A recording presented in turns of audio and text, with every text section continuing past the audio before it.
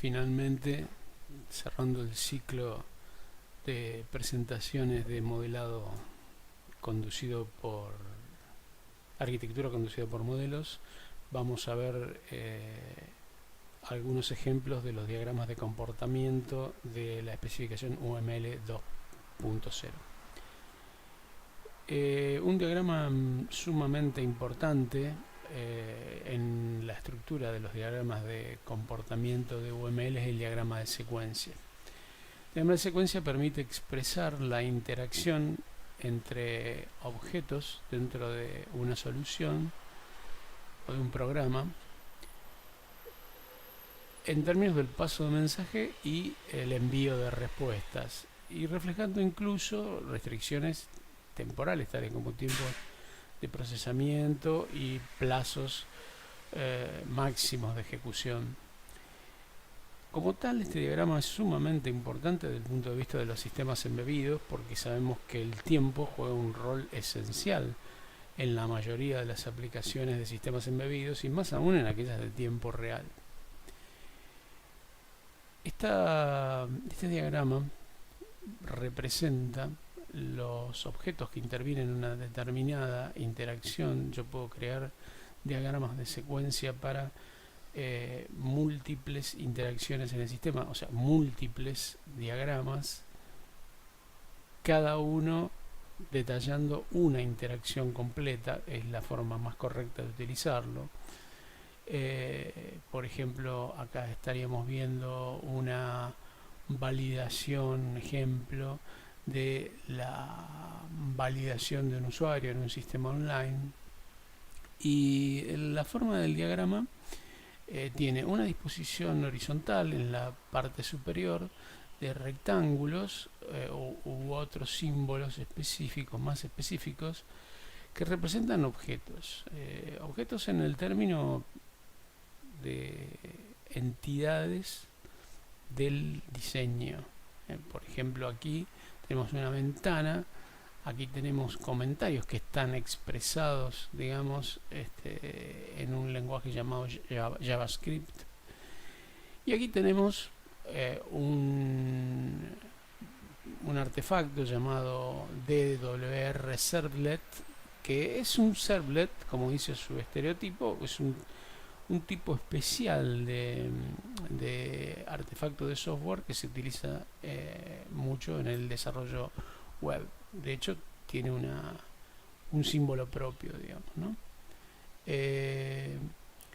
A esta disposición, en la primera fila horizontal de los objetos que intervienen en la interacción, se le agrega un eje de tiempos. El eje de tiempos es vertical y transcurre hacia abajo.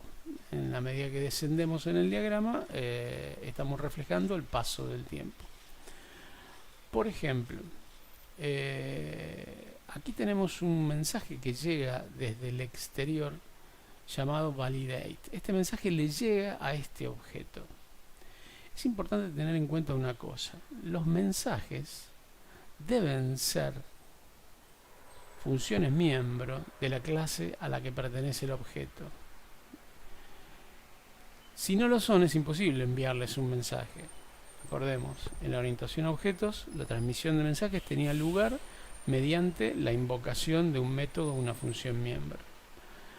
Bien, estos rectángulos grisados reflejan procesamiento. Fíjense de que hay un transcurso, un lapso entre la llegada del mensaje validate desde el exterior. Aquí representa el punto de entrada como una compuerta no en el sentido de compuerta lógica, and, or, etc., sino una compuerta en el sistema para el ingreso de la validación. Y entonces la ventana, el objeto ventana, invoca de este objeto comments el método validate para enviarle el mensaje de validación.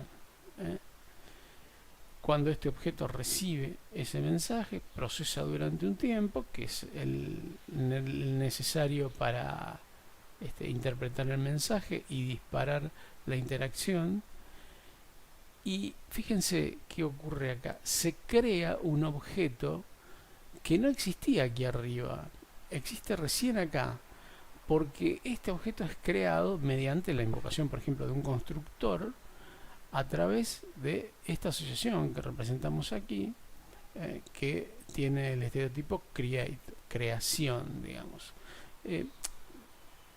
Vuelvo a decir de que los estereotipos y todos los comentarios pueden estar en castellano, no el estándar no obliga a que estén escritos en inglés. Estos diagramas están tomados de un sitio que es el que ustedes ven acá, que está recomendado en la bibliografía, y obviamente están representados en inglés porque todo el sitio está en inglés. Bien, en definitiva, en esta interacción, en este momento, ocurre la creación de este objeto que su nombre es proxy y tiene un estereotipo Ajax. Ajax es un modelo de desarrollo que tiene que ver con JavaScript, digamos. La J de hecho es por JavaScript. Y a partir de allí este objeto empieza a trabajar en la interacción. Una vez creado el objeto, el comments que lo había creado le envía un mensaje que se dice que es asíncrono, porque recién lo envía una vez que el objeto proxy está creado, y este objeto replica ese mensaje hacia el servlet. El servlet retorna posibles errores y si los hay, el proxy invoca una función de callback, que en este caso sería una configuración que se hace para notificar errores. En el caso de que estos errores ocurran, se invoca un componente que es el de manejo de errores, que aquí está representado como un paquete con la etiqueta de referencia, ¿no? Esto permite con una granularidad bastante fina demostrar la lógica de una interacción determinada. Nosotros deberíamos construir diagramas de secuencia para todas las interacciones relevantes del sistema y hasta incluso para las que no son relevantes, porque a partir de acá se va a crear, si la herramienta que yo tengo permite obtener código a partir del modelo, un modelo ya dinámico, o sea, ya con código específicamente ejecutable y no solamente estructural. Fíjense de que yo puedo expresar en el diagrama, a través de esto que parece una cota, digamos, de la que se usaba en representaciones, sistemas de representación, la dirección máxima por la cual se espera una notificación de error. En este caso específico, que es caso de acceso de usuario para enviar comentarios sobre determinado producto, determinada solución, esa restricción se denota con esta flecha con esta línea recta de 2 puntas que abarca un lapso determinado, y esa restricción se pone entre llaves. Las llaves en UML se usan en todos los diagramas para indicar una restricción. Por ejemplo, vamos a ver que en las máquinas de estado las condicionales aparecen entre llaves. Bueno, aquí se agrega una restricción temporal donde se dice, bueno, esto es entre un mínimo de 10 y un máximo de 200 milisegundos. El diagrama de secuencia realmente es muy útil porque nos permite entender la lógica de diálogo entre los objetos del sistema y la lógica de invocación de mensajes, hasta la propia lógica de creación de mensajes. Por ejemplo, aquí podríamos decir, para que esta secuencia tenga lugar, antes de producirse la invocación, deben existir los objetos Windows, Comments y DWR Servlet, y en el transcurso de la ejecución de esta secuencia se va a crear un objeto próximo. Este diagrama, como diagrama de comportamiento, nos permite expresar interacciones y es sumamente útil. Bueno, un conocido familiar nuestro, el diagrama de estados o state chart, ¿no? El modelo de máquina de estados finitos ya es conocido por ustedes, fue aplicado en distintas asignaturas a lo largo de previas que han cursado, y es bastante familiar para los sistemas digitales, porque hay una cantidad muy importante de sistemas digitales, tienen sistemas embebidos específicamente, diría que la mayoría de ellos, cuyo comportamiento se puede modelizar con justamente el modelo de máquina de estados finitos. Bueno, UML incorpora un diagrama que permite representar una máquina de estados con el formato tradicional, donde bueno, los estados están representados por un rectángulo de bordes redondeados, están encabezados por el nombre del estado.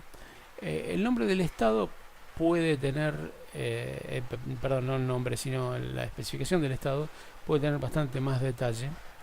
Aquí están puestos solo los nombres y las flechas indican los eventos que disparan acciones. Ustedes saben de que las máquinas de estados finitos funcionan en base a eventos, que son sucesos externos, como por ejemplo la activación de un fin de carrera, la detección de que un objeto traspasa una barrera infrarroja o ultrasónica, o el pico de un sensor de efecto Hall en un dispositivo rotante. La ocurrencia de ese evento es externa y en determinados estados provoca determinadas transiciones. Por ejemplo, hay un disparador, un evento que es disparador, que me conduce desde este estado a este estado. Está el caso de la transición al mismo estado, que es cuando un evento es procesado y registrado, pero no provoca un cambio de estado. Y bueno, los estados inicial y final, que siempre están en cualquier diagrama de máquina de estado. La especificación es bastante completa. Nosotros podemos denotar allí lo que se llaman guardas, que son las condiciones para que un estado para que una transición tenga lugar. Condiciones que se expresan con el modelo de notación entre llaves. También todo lo que tiene que ver con las acciones. Recuerden de que en el modelo de máquinas de estados se asociaban acciones a las transiciones, y también se asociaban acciones a la permanencia en un estado. Había en particular tres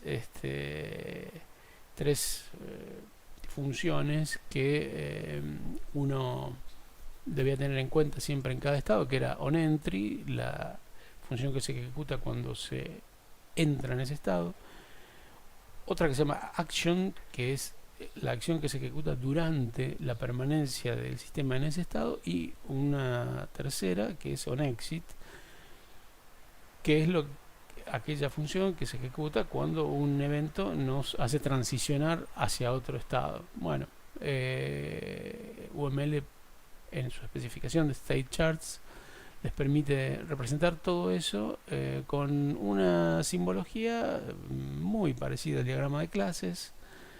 Las funciones se representan igual, es decir, con su nombre, sus argumentos, su lista de argumentos, su tipo de argumentos, sus retornos, etcétera, y nos permite tener una visión del sistema independiente ya de los objetos o de la estructura específicamente programática, y llevarlo a una visión de eventos y transiciones, conocida y muy utilizada en el campo de los sistemas embebidos. Bien, a veces hay que representar el flujo de control en una forma, digamos, más macro, o sea, sin meterse tanto al interior del sistema. Para eso está el diagrama de actividad. El diagrama de actividad es bastante parecido a lo que conocimos en algún momento como diagrama de flujo. De alguna manera esto sirve para mostrar el flujo del control, el control de la aplicación. Aquí hay un ejemplo de la resolución de un problema, supongamos la detección por el usuario de un error en un software y cómo se resuelve ese error, cómo se corrige ese error. El usuario, digamos, ingresa al flujo aquí a partir del inicio. Cuando el usuario crea lo que se llama un ticket es una entrada en un sistema, o puede ser un correo electrónico, digamos, o alguna notificación de un usuario externo que dice, bueno, esto anda mal. Entonces,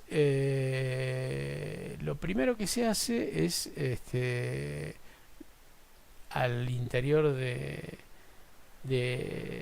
el equipo de software de programadores que trabaja en la resolución de problemas en un producto de software, es tratar de reproducir el problema, que es esto que tenemos aquí. Fíjense, tengo una decisión, digamos, donde pueden pasar dos cosas: que el error es irreproducible, o sea, no se pueden, dadas las mismas condiciones que el usuario tenía, no se puede reproducir la ocurrencia del error, con lo cual los encargados de mantenimiento actualizan ese ticket indicando justamente eso, que no lo pueden reproducir hasta que el usuario agregue más información que quizás se emitió inicialmente y se permita reproducir el error, porque solo se puede corregir un error que sea reproducible. Bien, nosotros entramos aquí. Fíjense que estas son decisiones pero diferentes del clásico if-then, digamos, ¿no?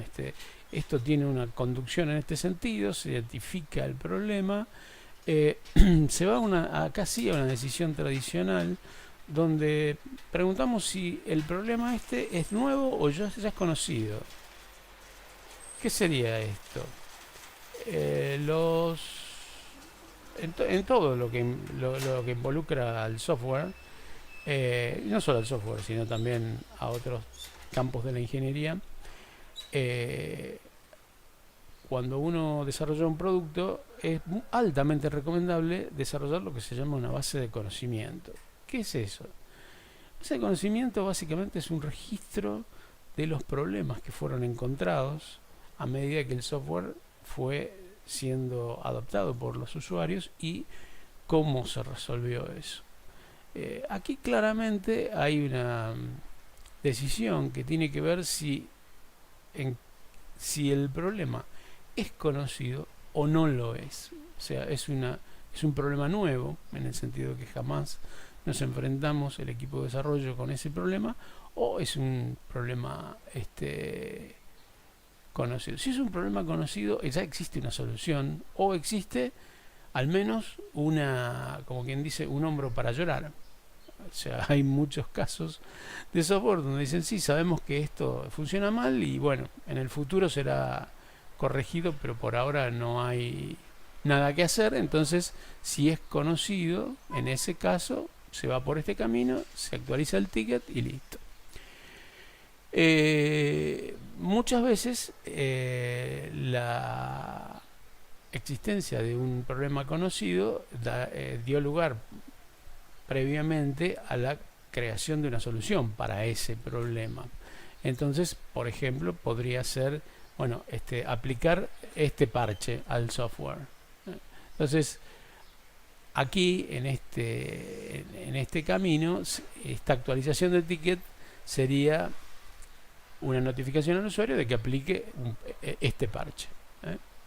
Bien, si el problema es nuevo, hay que entrar en un proceso de determinar cuál es la solución.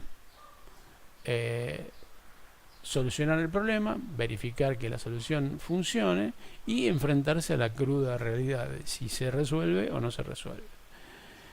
Si no se resuelve, se vuelve a iterar por todo este ciclo hasta que se resuelva y se pueda cerrar el ticket. Cerrar el ticket en la jerga, digamos, del soporte significa darle una solución definitiva. Cerrar el ticket significa también notificar al usuario de que la solución ya está disponible, que es, por ejemplo, instale la versión, usted tiene la versión 1.7, instale la versión 1.8. Entonces, esto haría que todo este proceso y sus realimentaciones harían que el usuario siempre tenga una respuesta, digamos, a lo mejor no adecuada a sus deseos, como sería, bueno, acá está la solución, pero, digamos, generalmente con el equipo de desarrollo de software apuntando a llegar a arribar a eso, ¿no? Fíjense de que aquí no hay objetos, no hay paso de mensajes, esto es una interacción, se quiere, humana, son todas interacciones humanas, entonces estamos contando una operación del sistema casi no al nivel de un caso de uso, porque el caso de uso, recordemos de que hacía hincapié en que estaba la abstracción de caja negra. Acá nos estamos metiendo adentro del proceso que en este caso resuelve un problema, entonces estamos adentro del sistema. Está mostrando en escala macro un funcionamiento del sistema, incluso mostrando procesos internos, ¿no?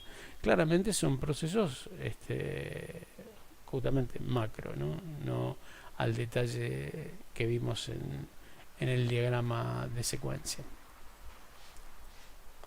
Bueno, y el último podría ser, no es el último diagrama, es el último de los que vamos a ver, es el diagrama de temporización. La verdad que en esto, digamos, esta gente de UML fue muy creativa con cosas que ya existían. Los diagramas de temporización se usan en electrónica, bueno, no les voy a contar, digamos, ustedes lo han usado y lo van a usar y estamos completamente acostumbrados a eso. La única puntualización que cabe hacer es que aquí se representan con esta anotación dos puntitos y el nombre de un componente o un objeto, en este caso son componentes o incluso actores. Acá dice web user, o sea, es un actor claramente, ¿no? Web browser, acá estamos hablando, como indica esta etiqueta, de la temporización de un sitio web, ¿no? Entonces, fíjense, este es un diagrama donde el tiempo corre, es el eje X, ¿sí? Y de hecho ustedes lo tienen aquí, tiempo cero. Hay marcas temporales, 0,5 segundos, 1 segundo, esto depende de la escala de los fenómenos que estemos analizando, pueden ser milisegundos, microsegundos, lo que fuere. Es bastante interesante esto porque en cada objeto, en este caso en el web browser, que sería un navegador, se denotan estados, o sea, un estado de reposo, inactivo, un estado de procesamiento y un estado de espera. O sea, acá, digamos, el usuario en un momento pidió algo, envía un mensaje, pidió algo, pidió una página, digamos, el web browser lo procesa, resuelve el URL, que es lo que dice aquí, y envía un mensaje al DNS para conocer la dirección IP, en definitiva. Bueno, el DNS está en reposo, recibe el mensaje en un intervalo comprendido entre 0 y 400 milisegundos. Fíjense que aquí vuelvo a tener una especificación de restricción temporal, produce una respuesta donde le dice, bueno, el IP de servidor que te están pidiendo es este. Entonces, a partir de ahí, el web browser genera un request HTTP, que es esto que está acá, que va al web server. Ya tiene el IP. El web server estaba esperando en un estado como buen servidor, está a la espera de requerimientos, no está idle, porque en realidad, si bien no está ejecutando una tarea más allá que esperar, está en estado de espera. Recibe el mensaje. Fíjense que los mensajes están denotados por estas flechas, también son líneas rectas, también son con una forma específica. Cuando ustedes creen un diagrama de temporización con una herramienta UML, las flechas que van a tener para elegir son estas, digamos, para los pedidos, y las punteadas para las respuestas. Fíjense que este es el HTTP request y esta es la respuesta. Yo puedo expresar siempre restricciones temporales, es decir, bueno, esto va a tardar el request en llegar entre 50 y 200 milisegundos. ¿Por qué estas flechas son oblicuas y no verticales? Porque el tiempo existe y al web server no le llega instantáneamente el pedido. El pedido que hace el Firefox o el Chrome que yo estoy usando atraviesa una serie de routers de internet en forma de mensaje HTTP, probablemente digamos en varios paquetes TCP, y eso lleva tiempo. Lleva un tiempo que está acotado a un mínimo, digamos, desde un mínimo de 50 milisegundos hasta un máximo de 200. Mismo para la respuesta, una vez que el servidor procesó la respuesta, otra restricción temporal entre 200 y 800 milisegundos. El diseño debería dar respuesta a esto. Si bien esto no es un sistema de tiempo real, tenemos restricciones temporales que, bueno, es mejor cumplir. ¿Por qué es mejor cumplir? Bueno, porque un servidor web que no responde en 800 milisegundos, casi un segundo esperando, en internet hay una vida esperar que aparezca algo en la pantalla cuando yo ya tipeé el URL al cual quería acceder, ¿no? Bueno, acá tengo la respuesta, que obviamente no tiene ninguna interacción con el DNS, sino porque ya tiene la dirección del cliente que se conectó vía el web browser. El web browser la recibe, está esperando, la procesa y a partir de allí, bueno, la displaya. Entonces, el usuario que acá estuvo esperando, acá empieza a ver. Fíjense de que el diagrama de temporización aquí está mezclando actores, componentes del sistema, componentes externos al sistema, y ustedes también pueden hacerlo a nivel de mucho más micro, o sea, no hay una limitación de en dónde aplico los diagramas de temporización. Los aplico en cualquier lugar donde me sean útiles y necesarios. Y bueno, poco como decía, son muy familiares para los electrónicos porque estamos bastante acostumbrados a los diagramas temporales. Bien, poco con esto terminamos nuestra introducción rápida a UML.